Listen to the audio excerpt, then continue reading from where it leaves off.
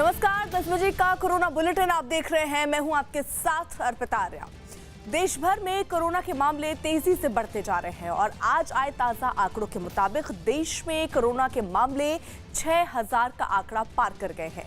अब तक देश में कोरोना के 6412 केस हो गए हैं, जबकि मरने वालों का आंकड़ा बढ़कर 199 पहुंच गया है। पिछले 24 घंटों में कुल 33 लोगों की मौत हुई है, जबकि 678 नए केस सामने भी आए हैं। हालांकि राहत की बात यह है कि कुल 504 लोग कोरोना की बीमारी से ठीक भी हुए हैं।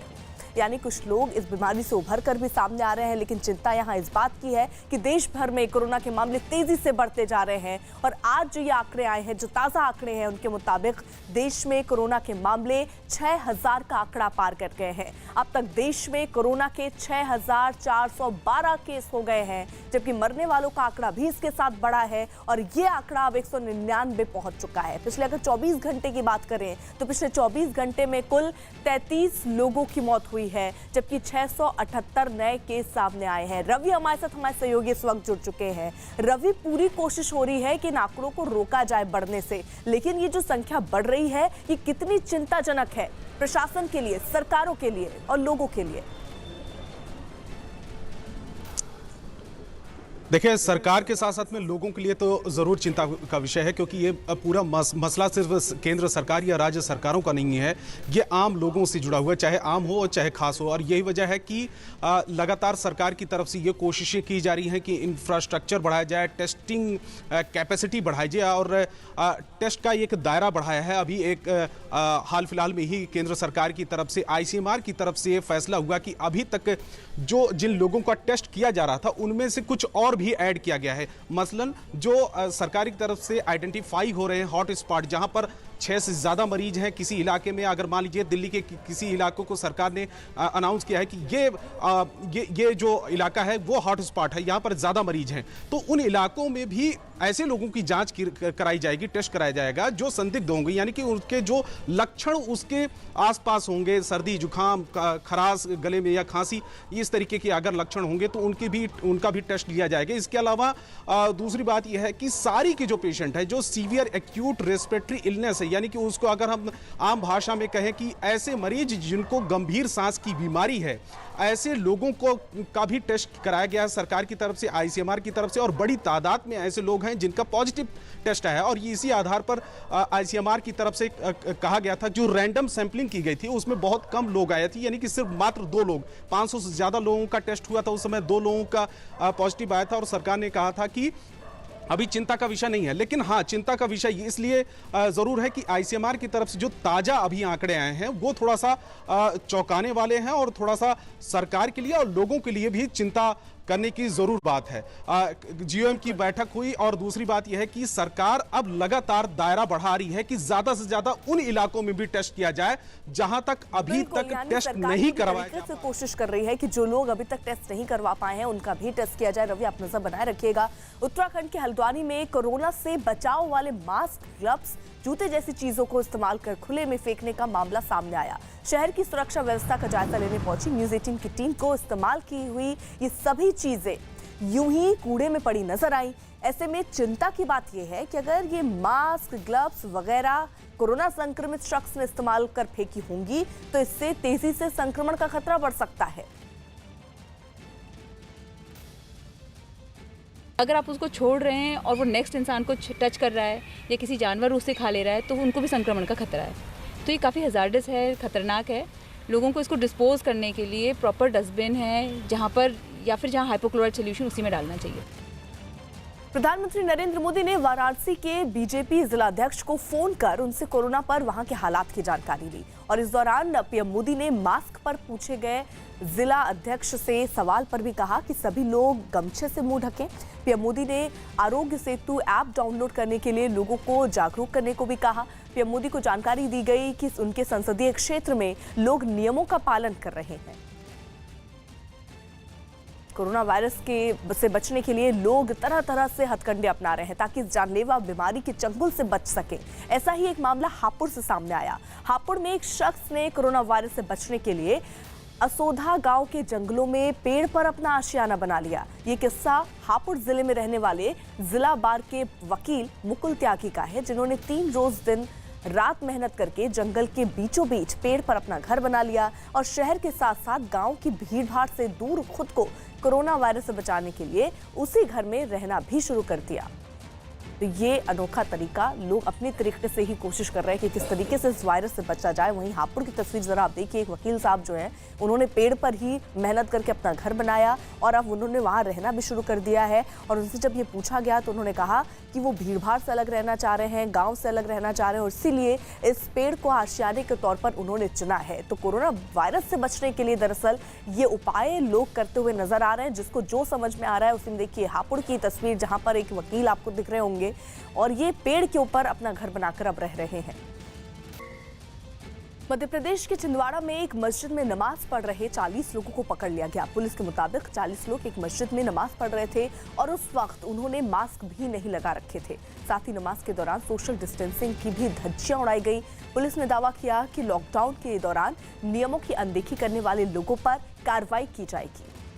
तो अब जो लोग एक साथ एक जगह इकट्ठा होंगे, वो चाहे किसी भी रूप में हो, उन पर कार्रवाई की बात भी अब प्रशासन के तौर पर कही जा रही है। और ये 40 लोगों को पकड़ा भी गया है। पुलिस जो कह रही है उनके मुताबिक 40 लोग एक मस्जिद में नमाज पढ़ रहे थे और उस वक्त उनमें से जितने लोग थे किसी ने मास्क भी नहीं लगाया था। साथ ही नमाज के दौरान सोशल डिस्टेंसिंग की भी धज्जियां उड़ाई गई थी, यानी लोग बहुत ही करीब बैठकर नमाज पढ़ रहे थे। पुलिस ने यह भी दावा किया कि लॉकडाउन के दौरान नियमों की अनदेखी करने वाले लोगों पर कार्रवाई की जाएगी। कोई भी अगर लॉकडाउन का पालन नहीं करता तो उसके खिलाफ सख्त से सख्त कदम उठाए जाएंगे।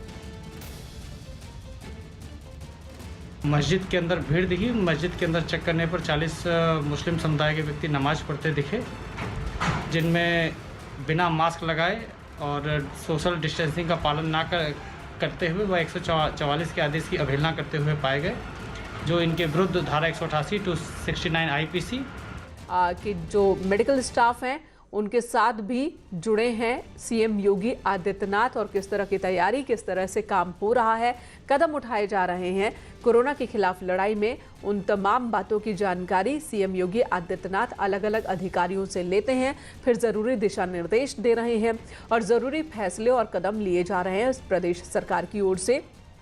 कल भी हमने देखा कि कई नए कदम उठाए गए, नए फैसले लिए गए और ये सब फैसला सिर्फ इसलिए ये कवायद पूरी कि कोरोना संक्रमण ये और न फैले। अभी जहां है वहीं पर हम इसे रोक दें, ख़त्म करें। और एक तरफ लॉकडाउन का सख्ती से पालन करवाया जा रहा है, दूसरी तरफ जो कोरोना पॉजिटिव क्षेत्र हैं उन्हें चिन्हित कर उन्हें सील किया गया है। वहां पर आवाजाही लोगों की पूरी तरह से बंद करने का फैसला लिया गया है ताकि संक्रमण न फैले। साथ ही वहां जो संदिग्ध लोग हैं उनकी पहचान कर उनका चिकित्सीय जांच हो रहा है, मेडिकल टेस्ट हो रहा है और जिन लोगों में लक्षण दिख रहे हैं उन्हें क्वारंटाइन किया जा रहा है, आइसोलेशन वार्ड भेजा जा रहा है। संस्तुति की थी उस संस्तुति के अनुसार सरकार ने तय किया कि लॉकडाउन के कारण या कोरोना महामारी के कारण जिन लोगों की आजीविका बुरी तरह प्रभावित हो रही है उन लोगों को सरकार के स्तर पर कुछ सहयोग किया जा सके और इसी क्रम को आगे बढ़ाते हुए पहले चरण में निर्माण श्रमिकों को हम लोगों ने धनराशि उपलब्ध कराई और मुझे प्रसन्नता है कि प्रदेश के अंदर ऐसे बड़ी मात्रा में हम लोगों ने निर्माण श्रमिकों को धनराशि उपलब्ध कराने की कार्रवाई की और अब तक 11 लाख से अधिक निर्माण श्रमिकों को 1-1 हज़ार रुपये की राशि उनके अकाउंट में दी जा चुकी है। इसमें हम लोग 20 लाख निर्माण श्रमिकों को ये राशि उपलब्ध करवा रहे हैं।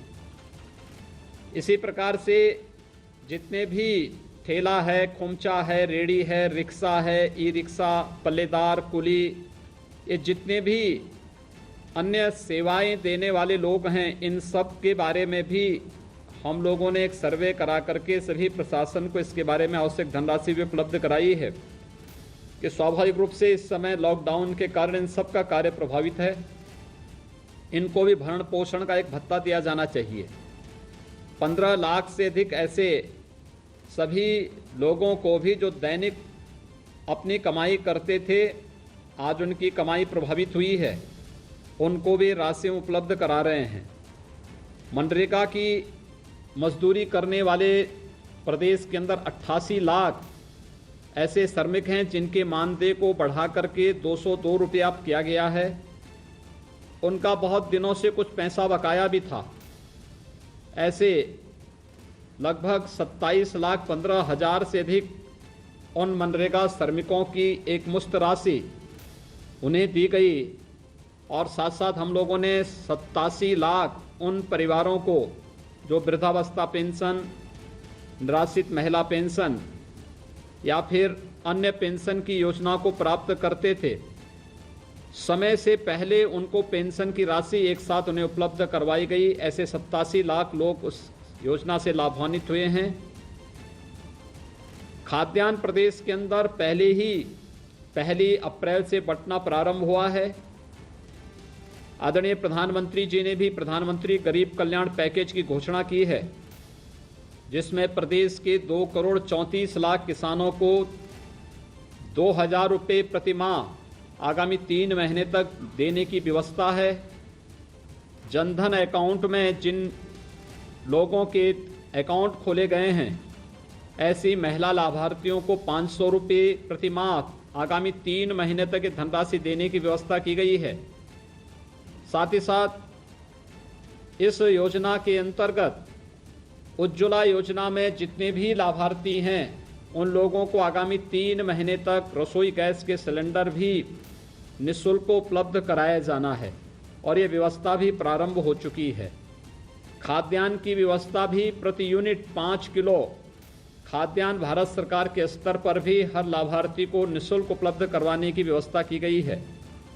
गरीबों के लिए इस संकट के समय में केंद्र और प्रदेश सरकार पूरी मजबूती के साथ आपके साथ खड़ी है और आज इसी क्रम में ये 4,81,000 जो हमारे नगरीय क्षेत्र के वेंडर्स हैं, जिन लोगों को बहुत दिनों से जो उपेक्षित थे, इनको व्यवस्थित पुनर्वास करने की व्यवस्था करने के कार्य नगर विकास विभाग तेजी के साथ आगे कर रहा है।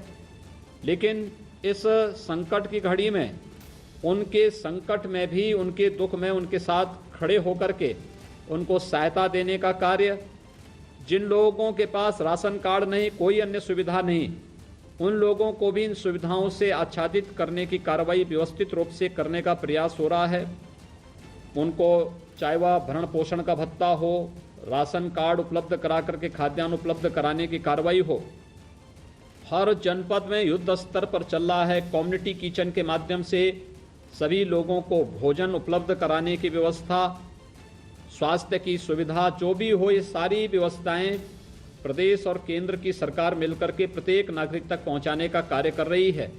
मैं इस अवसर पर नगर विकास के मंत्री श्री आशुतोष टंडन जी को, प्रमुख सचिव नगर विकास श्री दीपक कुमार जी को, इस कमेटी के जो अध्यक्ष हैं जिन्होंने इस पूरी कमेटी के माध्यम से इस कार्य को व्यवस्थित रूप से आगे बढ़ाया है, प्रमुख सचिव ग्राम्य विकास और पंचायती राज तथा प्रदेश के अवस्थापना और के हमारे जो विकास के आयुक्त हैं, ये सभी लोग पूरे मजबूती के साथ इन कार्यक्रमों को आगे बढ़ाने का कार्य कर रहे हैं। मैं इन सबको हृदय से धन्यवाद देता हूँ और ये उम्मीद करता हूँ कि हम सब कोरोना महामारी को तभी रोकने में सफल होंगे जब प्रधानमंत्री जी के द्वारा बताए गए उन सभी निर्देशों का अक्षरशः पालन सभी लोग मिलकर के करेंगे।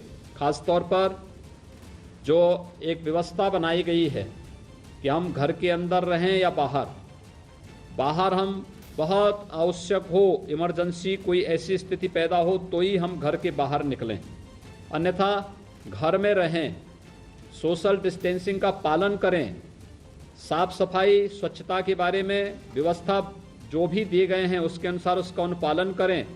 घर के बाहर निकलते हैं तो हमें एक व्यवस्था करनी चाहिए कि हम मास्क या फिर कोई गमछा या कोई तौलिया मुंह पे लपेट कर के बाहर निकलें। अगर इन सब का पालन करते हैं तो कोरोना हम सब से बहुत दूर रहेगा और हम लोग अपने स्वयं भी, अपने समाज को भी और अपने देश को भी कोरोना महामारी से बचाने में सफल होंगे। मैं आज के इस प्रयास के लिए नगर विकास और आवास विभाग को हृदय से धन्यवाद देता हूं।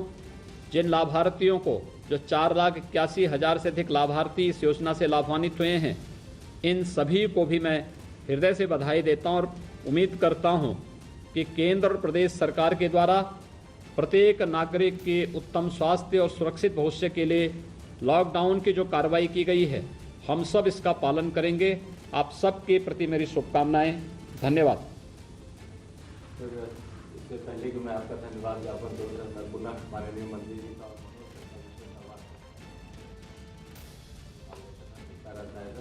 आज जो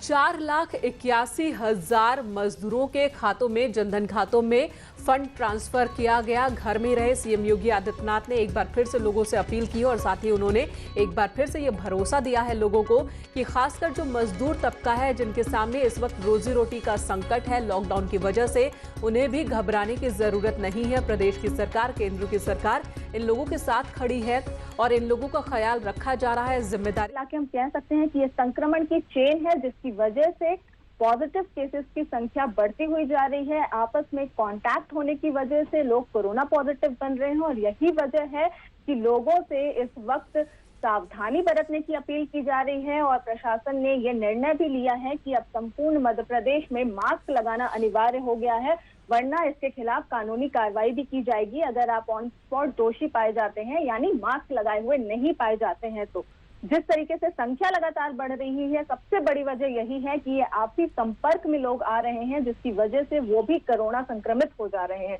कहीं ना कहीं सबके लिए एक बड़ी चुनौती ये बन गई है कि संक्रमण से एक दूसरे को की जो सोशल डिस्टेंसिंग है वो मेंटेन करना, आपसी संपर्क से कहीं ना कहीं बचना, क्योंकि ज्यादातर केसेस अब वही सामने आ रहे हैं जो आपसी कांटेक्ट से पॉजिटिव हो रहे हैं, ना कि कहीं से वायरस आ रहा है या फिर कहें कि कोई अन्य शहर से आ रहे हैं या विदेश से आ रहे हैं। ऐसे मामले अब बहुत कम देखने को मिल रहे हैं। जो भी केसेस हैं वो आपस में जो कांटेक्ट हो रहा है पॉजिटिव केस से उन्हीं के देखने को आ रहे हैं। और खासकर अब बात ये, लेकिन वाकई और अब जो संक्रमण है वो क्या ये माना जाए कि ये स्टेज 3 में पहुंच रहा है, हालांकि बार बार से इनकार किया जा रहा है। शुक्रिया पूजा इस तमाम जानकारी के लिए। और उज्जैन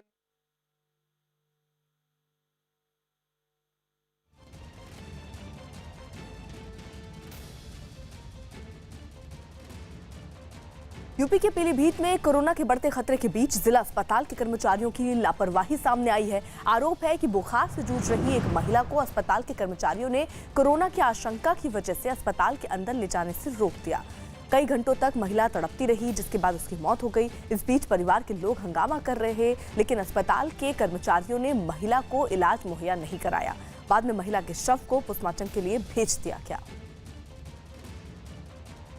12 बजे आए, 12 बजे पुराने अस्पताल, जिला अस्पताल लेके आए और किसी डॉक्टर ने किसी ने नहीं देखा। 3 बजे 3:30 बजे ख़त्म हो गई है।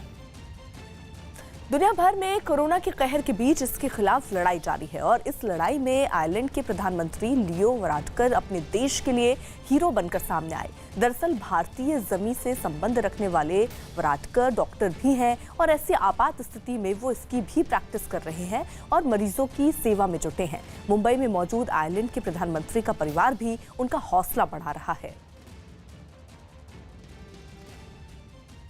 वहाँ एकदम लॉकडाउन हुआ है और लियो जी ने सही समय पर वहाँ अच्छे डिसीजन लेकर अच्छा काम किया है और अभी भी वो जो कर्तव्य भावना से उन्होंने लोगों की सेवा के लिए फिर से उनका डॉक्टरी का काम शुरू कर दिया है, उसे इसलिए हमें बहुत खुशी हुई है। मेरे हिसाब से इस संग्राम में अगर हम जहाँ खड़े हैं वहाँ खड़े रहना, यही बड़ी लड़ाई है। हम जीत रहे हैं और यही लड़ाई हमें जीत सकती है। और हमें मुझे अच्छा एक जो अच्छे है कि महाराष्ट्र मुख्यमंत्री उद्धव जी ठाकरे और हमारे प्रधानमंत्री मोदी जी, वैसे ही लियो वराडकर जो ऐसे फ्यूचर सोचने वाला इंसान है, इन तीनों ने बहुत फास्ट डिसीजन लिया हुआ है and that is a plus point for all of us. हमारे हिंदुस्तान के लिए, पूरे हिंदुस्तान के लिए we are going to come out very fast. उसी योग्य है वो, क्योंकि उसमें इतनी बुद्धिमत्ता है कि वो राज चला सकता है, इसलिए वो वहाँ बहुत लोकप्रिय है। और हमारा लड़का है तो हमको तो उससे प्यारी है। बिहार के सीतामढ़ी में अफसरों की लापरवाही की वजह से गरीबों को मुफ्त राशन नहीं मिल पा रहा है, जबकि सरकारी राशन की दुकानों में अनाज और दूसरा सामान भरा हुआ है, लेकिन अभी तक कंप्यूटर के डेटा में एंट्री ना होने की वजह से 3 महीने के लिए मुफ्त अनाज बांटना शुरू भी नहीं किया गया है। सीतामढ़ी में दूसरे जिलों की तरह से लॉकडाउन की वजह से गरीबी रेखा के नीचे रहने वाले जो लोग हैं उन्हें अनाज न मिलने से वो परेशान हैं, लेकिन राशन की दुकानों से उन्हें मुफ्त अनाज नहीं दिया जा रहा है, जबकि सरकार ने राशन ठेकेदारों के पास पूरा अनाज भेज रखा है, लेकिन अभी तक डेटा एंट्री नहीं होने से दुकानदार मुफ्त अनाज नहीं बांट पा रहे हैं। यानी अभी जो एंट्री होनी है डेटाबेस पे वो नहीं हुई, जिसकी वजह से ये जो राशन है जो अभी गोदामे में पड़े हुए हैं वो आम जनता के लिए नहीं पहुंच पा रहे हैं, लोगों को नहीं मिल पा रहे हैं। तो एक तरफ जहां पर जो लोग इस वक्त इस उम्मीद में है कि प्रशासन की तरफ से जो उनको राशन मिलने वाला है, जो अनाज मिलने वाला है, उससे ही उनका काम चलेगा, लेकिन फिलहाल उन्हें वो अनाज भी नहीं मिल रहा है, ये मुफ्त अनाज जिसकी घोषणा की गई थी। जबकि सरकार ने राशन ठेकेदारों के पास ये पूरा राशन जरूर भेज दिया है, लेकिन अभी तक डेटा एंट्री नहीं हुई, जिसकी वजह से जो दुकानदार है वो इस मुफ्त अनाज को बांट नहीं पा रहे हैं।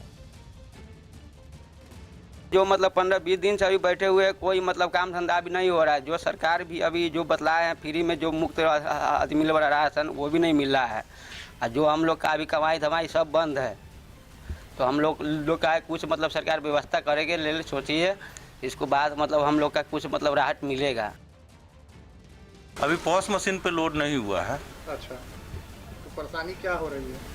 पॉस मशीन पे लोड होगा तब ना प्रिंट निकलेगा तो लोगों को राशन देंगे। प्रिंट अच्छा। नहीं निकल रहा है, प्रिंट नहीं निकल रहा है। और 3 महीने का राशन जो मिल रहा था तो वो अभी हम लोग को नहीं मिला है। नहीं मिला है? नहीं। तो लोग आते हैं आपके पास क्या? आना जी आते तो हैं, लेकिन उन लोगों को मना करते हुए अभी नहीं आया है। जब आएगा तो आपको देंगे, बुला के देंगे।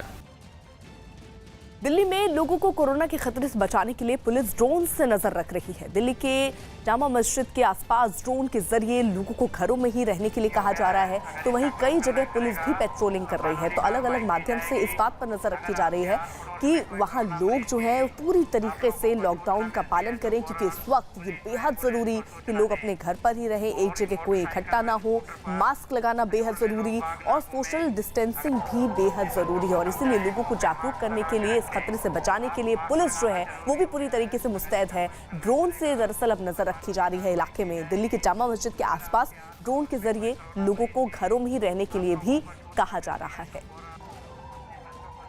मुंह पे मास्क लगा के रखें। आप मास्क लगाना जरूरी हो गया है। अगर इसका कोई उल्लंघन करेगा तो कानूनी कार्रवाई की जाएगी। अगर आपके आस पड़ोस में कोई कोरोना मरीज की आप लोगों को सूचना मिलती है तो फौरन पुलिस व एम्बुलेंस को सूचना दें। और ये मोटरसाइकिल व स्कूटर पर फजूल में लोग बाग ना घूमें। अगर ऐसा करते पाए तो आपके खिलाफ कानूनी कार्रवाई की जाएगी। अपने बच्चों को समझाएं, मुंह पे मास्क लगा के रखें। आप मास्क लगाना जरूरी हो गया है। अगर इसका कोई उल्लंघन करेगा तो कानून। बीमारी से पहली मौत हुई है। वहां के स्वास्थ्य मंत्री ने बताया कि सिलचर के एक अस्पताल में भर्ती कोरोना के मरीज की मौत हो गई है। अस्पताल में भर्ती मरीज की उम्र 65 साल थी और उन्हें मंगलवार को कोरोना पॉजिटिव पाए जाने के बाद भर्ती कराया गया था। असम में अब तक कोरोना के कुल 28 मरीज मिल चुके हैं। तो अब एक मौत की भी खबर असम के सिलचर से है, जहां पर यह बताया जा रहा है कि मंगलवार को ही कोरोना पॉजिटिव पाए गए थे ये शख्स। उसके बाद इन्हें अस्पताल में भर्ती कराया गया था। 65 साल इनकी उम्र थी और इन्हें जब मंगलवार का इनका टेस्ट हुआ तभी पता चला कि ये कोरोना पॉजिटिव है। उसके बाद इन्हें अस्पताल में भर्ती कराया गया। असम में इसी के साथ अब तक कोरोना के कुल 28 मरीज हो चुके हैं। लॉकडाउन तोड़ने के आरोप में पुलिस ने यस बैंक घोटाले के आरोपी कपिल वाधावन और उनके परिवार के खिलाफ मामला दर्ज कर लिया है। सतारा में पुलिस ने वाधावन परिवार के सभी 23 लोगों के खिलाफ मामला दर्ज किया। आरोप में केस दर्ज किया गया और 5 लग्जरी कारें भी जब्त कर ली गई। वाधावन परिवार के 23 सदस्य लॉकडाउन तोड़कर महाबलेश्वर गए थे। उधर तेलंगाना की एक महिला 1400 किलोमीटर स्कूटर चलाकर आंध्र प्रदेश से अपने बेटे को वापस घर लाई। तेलंगाना के बोगन की रहने वाली रजिया सुल्तान नाम की एक महिला टीचर लॉकडाउन की वजह से आंध्र प्रदेश के नेल्लूरू में फंस गई। अपने बेटे को 1400 किलोमीटर स्कूटर चलाकर वापस घर लाई। 5 अप्रैल को नेल्लूर के लिए वो रवाना हुई। रजिया सुल्ताना 3 दिन बाद 8 अप्रैल को अपने बेटे को वापस लेकर बुधान लौटी। रजिया के मुताबिक पुलिस से पास मिलने के भी उसे कई जगह रोका गया, लेकिन ज्यादा परेशानी नहीं हुई।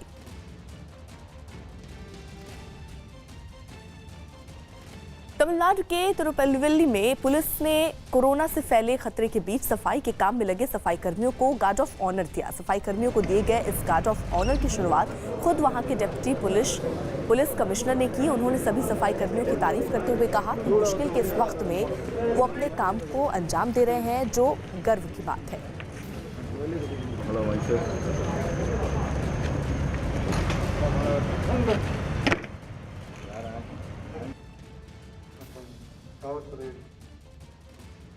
प्रधानमंत्री नरेंद्र मोदी ने इजरायल के पीएम बेंयामिन नेतन्याहू को शुक्रिया का जवाब दिया।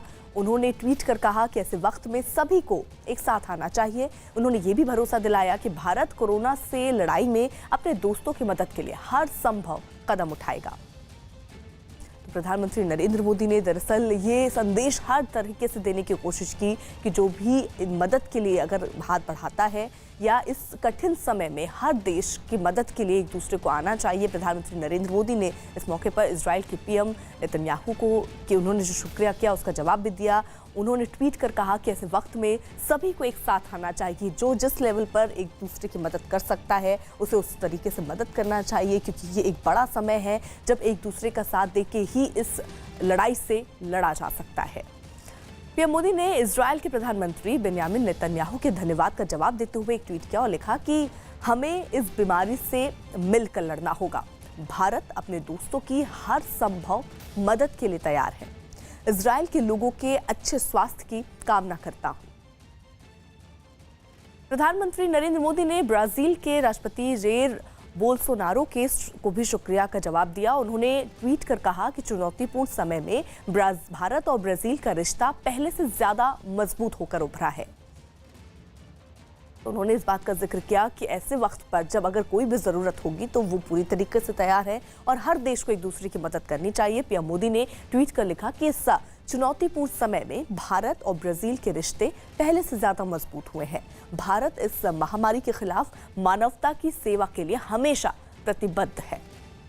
अमिताभ सिन्हा हमारे सहयोगी इस वक्त जुड़ चुके हैं। अमिताभ, एक तरीके से ये संदेश कि हम भी मदद कर रहे हैं और जो कोई भी देश जो इन हालातों में एक दूसरे की मदद कर सकता है वो मदद करे, क्योंकि यही एकमात्र रास्ता है इस बड़े युद्ध से जीतने का। देखिए, एक चीज़ तो साफ है कि इस संकट की घड़ी में पिछले 2 महीनों में प्रधानमंत्री मोदी ने जिस तरह भारत की ताकत दुनिया को दिखाई है मानवता की सेवा में, और दूसरी भारत की क्षमता भी दिखाई है कि वो दूसरे मानवता की मदद के लिए दूसरे देशों को किस हद तक मदद कर सकता है। ये दोनों बातें आने वाले दिनों में तमाम देशों को याद रहेंगी और आने वाली पीढ़ियों को भी याद रहेंगी। ये बहुत बड़ी बात है, क्योंकि भारत जब ऐसे समय तमाम चीज़ों के निर्यात पर रोक लगा चुका है, आयात बाहर से सामान कमा रहे हैं, ऐसे में इन जरूरी चीज़ों का निर्यात ब्राजील को करना, अमेरिका को करना, और अमेरिकी राष्ट्रपति का भी ये बयान आना कि अमेरिका इसे कभी नहीं भूलेगा, ये बहुत बड़ी बात है। ऐसे में ब्राजील के प्रधानमंत्री का बयान और आज नेतन्याहू का बयान जो आया वो इसी परिप्रेक्ष्य में देखा जा सकता है कि भारत एक ऐसे दुनिया के स्थापना की कामना कर रहा है या उस दिशा में बढ़ाने की कोशिश कर रहा है जहां मानवता की ज़्यादा कदर होती है। अमिताभ, रहिए आप हमारे साथ। वहीं इजराइल के पीएम बेंयामिन नेतन्याहू ने प्रधानमंत्री नरेंद्र मोदी का शुक्रिया अदा किया। पीएम बेंयामिन नेतन्याहू ने ट्वीट कर भारत से हाइड्रोक्सी क्लोरोक्विन दवा इजराइल भेजे जाने पर पीएम मोदी को शुक्रिया कहा। भारत ने अमेरिका, ब्राजील और इजराइल समेत कई देशों को मलेरिया के लिए इस्तेमाल होने वाली ये दवा भेजी है, जिसका इस्तेमाल कोरोना के इलाज के दौरान किया जा रहा है। बेंयामिन नेतन्याहू ने ट्वीट किया और इस ट्वीट में उन्होंने लिखा कि हाइड्रोक्सी क्लोरोक्विन दवा इजराइल भेजने के लिए मेरे प्रिय मित्र भारत के प्रधानमंत्री नरेंद्र मोदी का धन्यवाद। इजराइल के सभी नागरिकों ने धन्यवाद कहा है। दोनों देशों की दोस्ती बनी रहे। अमिताभ सिन्हा हमारे साथ लगातार बने हुए हैं। अमिताभ, ऐसे वक्त पर जब वाकई इस तरीके की मदद जो भारत कर सकता था, जो वो करता हुआ भी नजर आ रहा है, एक संदेश जिस तरीके का जिक्र आप भी कर रहे थे कि पूरे देश में ये संदेश जा रहा है कि एक दूसरे की मदद करनी है और इसमें आगे बढ़ना और मानवता का प्रतीक बनना है। बिल्कुल यही संदेश प्रधानमंत्री देने की कोशिश कर रहे हैं और शुरुआत प्रधानमंत्री ने सार्क देशों से की थी, जब तमाम सार्क देशों का सम्मेलन उन्होंने वीडियो कॉन्फ्रेंसिंग के माध्यम से बुलाया था। और अफसोस की बात है और खेद की बात है कि पाकिस्तान उसका हिस्सा बनने से दूर हट गया।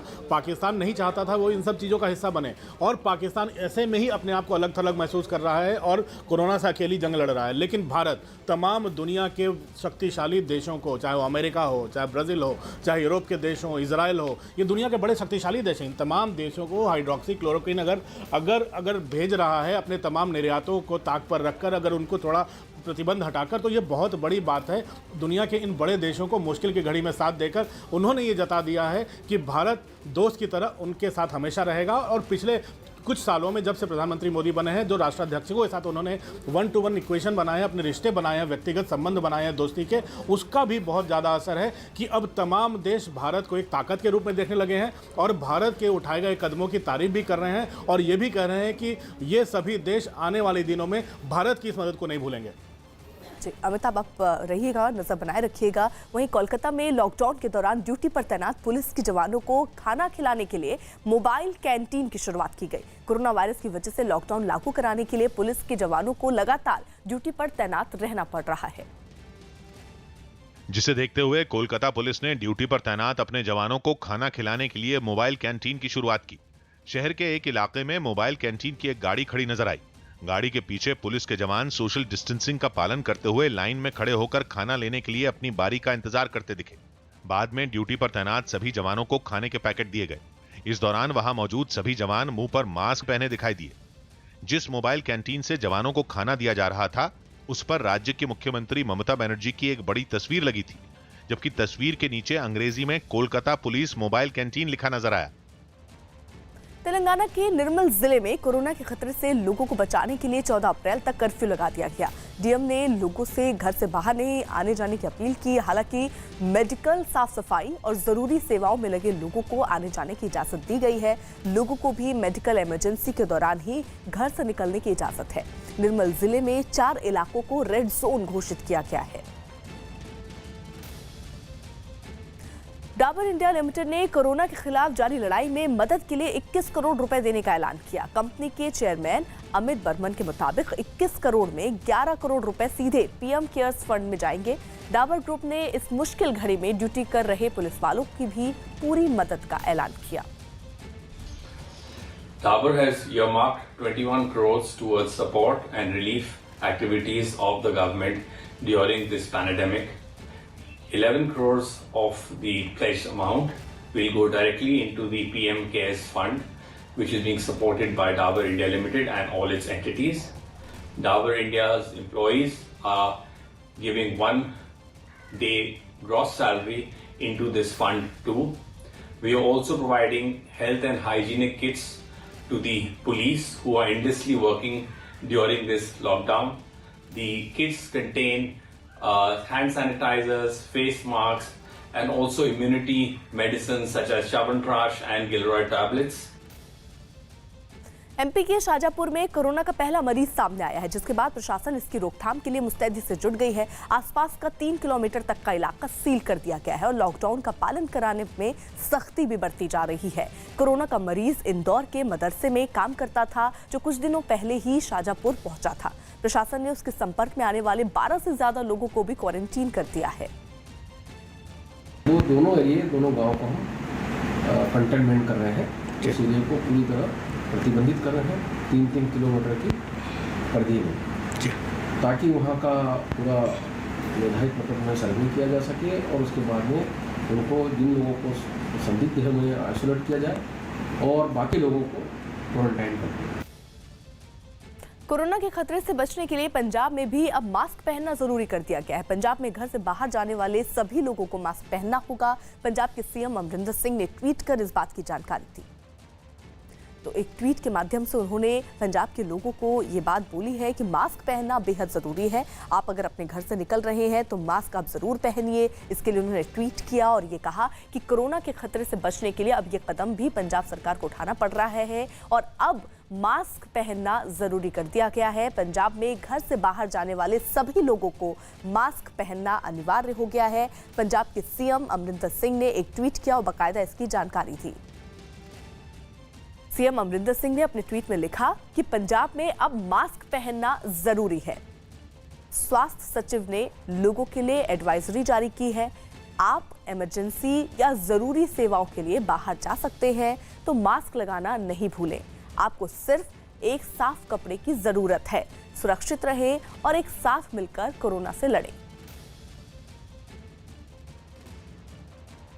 दिल्ली समेत पूरे देश में लॉकडाउन है ताकि लोग अपने घरों में रहें और कोरोना महामारी ना फैले। लेकिन दिल्ली के लोग लॉकडाउन के सभी नियमों को तोड़ते हुए ओखला मंडी से सुबह सुबह सब्जी खरीदने पहुंच गए। इनमें कई लोगों ने मास्क नहीं लगाया था और सोशल डिस्टेंसिंग का भी पालन कोई नहीं करता नजर आया। इस वक्त मैं मौजूद हूं दिल्ली के ओखला मंडी मार्केट में। ये होलसेल मार्केट है और यहाँ पर मैं आपको तस्वीरों के जरिए दिखाना चाहूँगा। आप देखिए किस तरीके से यहाँ पर कोविड-19 या कोरोना वायरस महामारी जिस तरीके से फैली हुई है, सरकार ने लगातार अपील कर रही है लोगों से कि वो एक जगह पर भीड़ इकट्ठा ना करे, एक जगह पर इकट्ठा ना हो। हाँ, जो भी घर से निकले वो मास्क पहन कर निकले। लेकिन आप यहाँ पर देख सकते हैं कोई भी दिल्ली पुलिस का यहाँ पर जवान नहीं है, कोई भी प्रशासन का यहाँ पर जवान नहीं है। भीड़ यहाँ पर इकट्ठी है और कई लोगों को आप देख सकते हैं कि यहाँ पर बिना मास्क पहने हुए हैं। अब जिधर भी मैं आपको दिखाना चाहूँगा, आप दूसरी तरफ भी यहाँ पर देखिए कि भीड़ है कि कई लोग आपको तस्वीरों में ऐसे दिखेंगे जो कि बिना मास्क पहने हुए हैं। जबकि सरकार ने मैंडेटरी कर दिया है कि हर कोई जब अपने घरों से बाहर निकलेगा तो वो मास्क पहनकर ही निकलेगा। तो आप यहाँ पर देख सकते हैं तस्वीरों में प्रशासन का यहाँ कोई भी शख्स यहाँ पर नहीं है, दिल्ली पुलिस का कोई भी जवान नहीं है। लोग अपने घरों से निकले हुए हैं। कोई सोशल डिस्टेंसिंग कहीं भी नहीं दिखेगी यहाँ पे ओखला मंडी के अंदर में। यहाँ पे अगर सोशल डिस्टेंसिंग का मतलब तो यहाँ पे ये समझिए एक गाजर मूली वाला एरिया है। यहाँ पे कोई इंसान को इंसान नहीं समझा जा रहा। यहाँ पुलिस प्रशासन बेचारा है, पर लेकिन कहाँ तक कोई मानने को राजी नहीं है। वो तो अपना काम पूरा स्वयं बढ़िया कर रहा है। बट लेकिन देखिए यहाँ खुद भी आप देख रहे हैं पीछे एक सेकंड के अंदर यहाँ पे कितना जमावड़ा लग जाता है। मास्क के लिए काफी प्रचार कर रहे हैं। भीड़ बहुत कम कर रहे हैं। हम भीड़ के लिए बहुत मेहनत कर रहे हैं। ये तो हमारा काम है। इस जगह हम खुद हटा रहे हैं भीड़ के लिए। हम यहाँ 7 बजे से भीड़ खत्म करना चालू करते हैं कि आप निकलिए यहाँ से, मंडी से बाहर हो जाइए। हम खुद निकाल रहे हैं भाई साहब। झारखंड के गुमला में एक डॉक्टर दंपति ने कोरोना पर खास गाने की मदद से लोगों को जागरूक किया। एक पुराने हिंदी गाने की धुन पर बज रहे कोरोना वाले गाने पर ये डॉक्टर दंपति इशारे करते हुए लोगों को समझाते कैमरे में रिकॉर्ड हुए। इतना ही नहीं, डॉक्टरों की इस जोड़ी ने जरूरतमंदों की मदद की सामग्री बांटते हुए भी माइक पर गाना गाकर मनोरंजन के साथ जागरूकता का काम भी किया।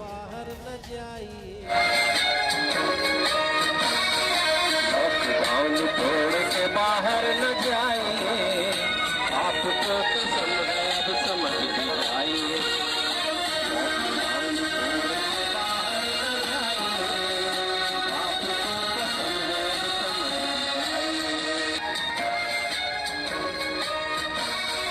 लॉकडाउन तोड़ के बाहर न जाइए, आपको कसम है अब समझ भी जाइए।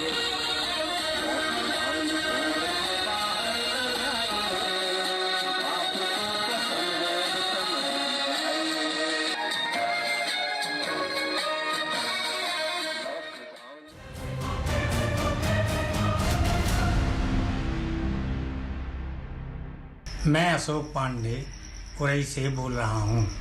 क्या बाहर से आने पर हाथ मुंह धो लेना ही काफ़ी है? मेरा नाम अनुपमा कुमारी है। मैं जमालपुर की रहने वाली हूँ। बाहर से आने के बाद क्या सिर्फ हाथ और मुंह धो लेना ही काफ़ी है? मैं मुकेश कुमार आरा बिहार से।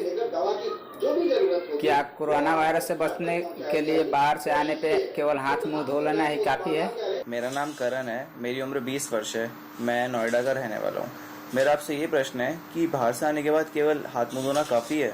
मेरा नाम अनिल दुबे है और मैं विंध्याचल का रहने वाला हूँ।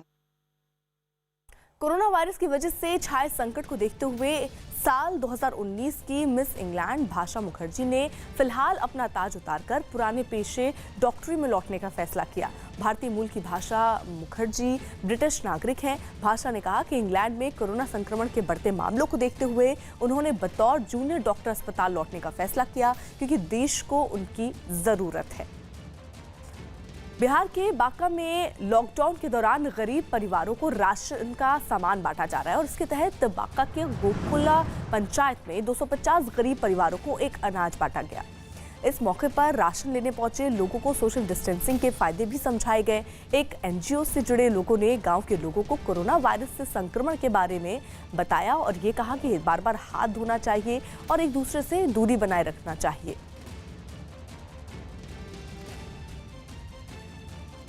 तो बिहार के बांका में दरअसल लोगों को, जो लोग दिहाड़ी पे काम करते हैं, मजदूर हैं और जिनको ज़रूरत है, उनके लिए राशन का बांटने का काम किया गया। गरीब परिवारों को ये राशन दरअसल बांटा गया। इसके तहत बांका का गोकुला पंचायत जो था उसमें 250 करीब जो गरीब परिवार के लोग थे उन्हें ये अनाज बांटा गया और इस मौके पर राशन लेने पहुंचे लोगों को सोशल डिस्टेंसिंग के फायदे भी समझाए गए। उसके बारे में बताया गया कि ये क्यों ज़रूरी है, आपको मास्क लगाना क्यों ज़रूरी है और बहुत अगर महत्वपूर्ण हो, बहुत ज़रूरी हो, इमरजेंसी है तो ही आप अपने घर से बाहर निकलें और अन्यथा आप घर पर रहें, सुरक्षित रहें और अगर आप बाहर निकल रहे हैं तो सोशल डिस्टेंसिंग का आपको ख्याल रखना है। साथ ही साथ बार बार अपने हाथ को धोना है, साफ रखना है। यूपी के बिजनौर में लॉकडाउन के दिन रात ड्यूटी पर तैनात पुलिसकर्मियों का लोगों ने फूलों की माला पहनाकर स्वागत किया। इस दौरान पुलिसकर्मी मास्क लगाए बिजनौर के एक मोहल्ले में मार्च करते नजर आए, जिन पर वहां मौजूद लोगों ने फूलों की बारिश करते हुए लगातार सेवा में लगे रहने के लिए शुक्रिया कहा। तो ये पुलिस के जवान जो इस घड़ी में, आप समझिए इस संकट की घड़ी में लगातार 24 घंटे ड्यूटी कर रहे हैं, हर इलाके में जा रहे हैं, लोगों को समझा रहे हैं, लॉकडाउन का पालन करने के लिए, इस महामारी से उबरने के लिए क्या कदम उठाने हैं, उन सब दिशा पर ये काम करते हुए नजर आ रहे हैं। लोगों को कहते भी नजर आ रहे हैं कि आपको सतर्क रहना है। तो इस सब के बीच जो लोग हैं वो भी फूलों के माध्यम से इन पुलिस वालों का आभार जता रहे हैं। झारखंड के पाकुड़ में समाजसेवी संस्थाएं गांवों में बसे गरीबों को खाना खिलाने का जिम्मा संभाल रही हैं। लॉकडाउन शुरू होने के बाद से ही कुछ सामाजिक कार्यकर्ता रोज उन दिहाड़ी मजदूरों को खाना खिला रहे हैं जिनकी रोजगार पूरी तरह से छिन गई है और इस मुहिम में लोग एक साथ दर्जनों लोगों के लिए खाना बनवा कर लाते हैं और गांव-गांव जाकर गरीबों को बांटते हैं। तो एक एनजीओ इस वक्त पर गरीबों का मसीहा बनकर सामने आया है। लोगों को खाना देते हुए ये लोग नजर आ रहे हैं। झारखंड के पाकुड़ में ये भोजन बांटते हुए लोग गरीबों को जितने वक्त का खाना ये मुहैया करा सकते हैं वो राशन, वो खाना देते हुए नजर आए। बिहार के औरंगाबाद में नक्सल प्रभावित इलाकों तक राशन पहुंचाने का जिम्मा पुलिस ने संभाल लिया। इसके तहत पुलिस अधीक्षक दीपक बर्नवाल एक टीम बनाकर खुद नक्सलियों के गढ़ रहे ढिबरा इलाके में पहुंचे और गरीबों को झोपड़ी में जाकर अनाज और जरूरी सामान से भरी बोरियां सौंपी। पुलिस ने गांव वालों को कोरोना से बचने के लिए घरों में रहने की सलाह दी और भरोसा दिलाया कि उन्हें जरूरत वाली जो भी सामान होंगी, जो भी चीज उन्हें चाहिए, उनकी कमी उन्हें नहीं होने दी जाएगी। कोरोना वायरस सबको पता है, सोशल डिस्टेंसिंग ही एकमात्र उपाय है जिससे हम लोग इससे काबू पा सकते हैं, क्योंकि बहुत तेज़ी से संक्रमण फैलता है इसका। गांव में भी हम लोगों ने देखा बहुत ही अवेयर हैं लोगों को कोरोना के बारे में पता है, ये पता है कि बचना कैसे है और लोग उसका पालन भी कर रहे हैं। झारखंड के जमशेदपुर में लॉकडाउन का सख्ती से पालन करवाया जा रहा है। जिले की सीमा सील कर दी गई है और जिले के अंदर की गाड़ियों की आवाजाही पर पूरी तरीके से रोक लगा दी गई है, जबकि पुलिस ने चेकिंग पॉइंट बनाकर घर से बाहर निकलने वालों पर कार्रवाई करनी शुरू कर दी है। लॉकडाउन का उल्लंघन करने वालों पर 323 लोगों को पुलिस ने गिरफ्तार किया है, जबकि 400 लोगों पर केस भी दर्ज किया गया है।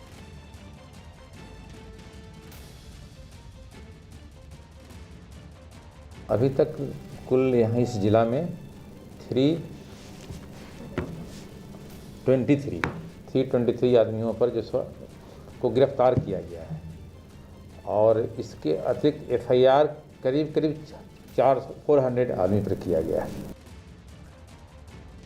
तो जमशेदपुर में दरअसल अब सख्ती से लोगों पर कार्रवाई करने की बात सामने आ रही है। जो लोग भी लॉकडाउन का पालन नहीं करेंगे उनके खिलाफ भी सख्त कदम अब उठाया जाएगा, इन स्थितियों को भांपते और समझते हुए। जबकि 400 लोगों पर अभी तक फिलहाल केस भी दर्ज कर लिया गया है जो लॉकडाउन का पालन नहीं कर रहे हैं और साथ ही साथ लॉकडाउन का उल्लंघन करने वालों पर 323 लोगों को पुलिस ने गिरफ्तार भी किया है और 400 लोगों पर केस भी दर्ज किया है और आगे से चेतावनी दी है कि अगर लॉकडाउन का पालन नहीं हुआ